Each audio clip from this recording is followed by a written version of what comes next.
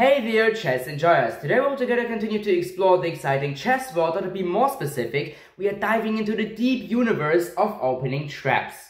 What if on e4 by white, you with black would just answer with a completely crazy, unexpected and very surprising move pawn g5, and then on d4 by white, you would just continue to advance your g-pawn on g4 like this and just completely sacrifice it to your opponent's queen. Learn in this video how to win and trap your opponent's queen, so the white queen, on only 8 moves into the game with the so-called Borg Defence. The idea behind this opening trap is to use your opponent's greed with the intention to put away his focus from the actual position on the chessboard and make him think that he already has an advantage against his opponent, so against you in this case.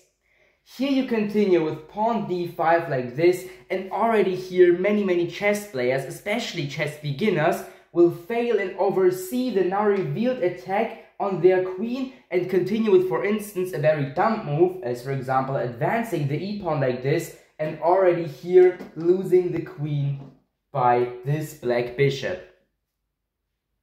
But of course, as an intermediate and also a bit experienced player, you will obviously see the revealed attack on your queen and escape with the queen on, for example, f3, because why not? f3 still keeps the tension because this queen aims at black's, yes, pretty dangerous and also pretty weak spot, or to be more specific, the f7 pawn and f7 square right now.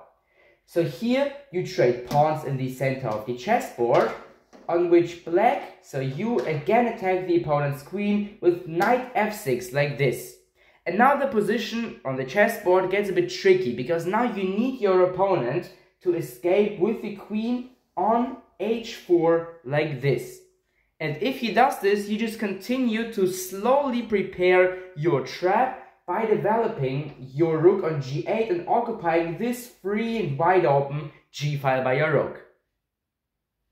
So actually in this position the best move for your opponent would be to develop their bishop on g5 like this. Not only blocking here the g file, so the control of the black rook on g8, but also attacking the black knight on f6. But of course this move is not easy to see, and there are other possible and at first also logical moves, as for instance, which actually is a big mistake, knight f3. But at first you look at the position and think, why shouldn't you develop your knight on f3? You take control of these two very important center squares, you support your pawn on d4, so why not?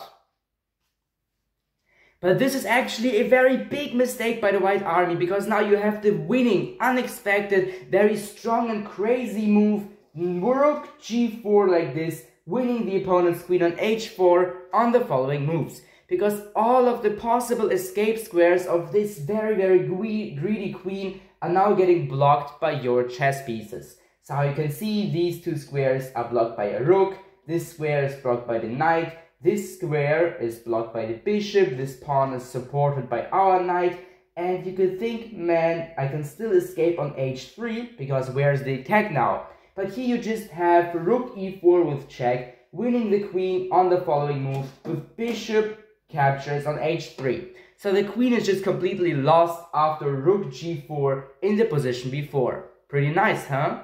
And this was it in audio with this video, which I have shown you this crazy Queenwin Trap in the Borg Defence. Don't forget to subscribe to this YouTube channel, leave a like if you like this video, and write down in the comments about which other chess topics you want to have a brand new video on this channel. Thanks for watching, until next time, bye!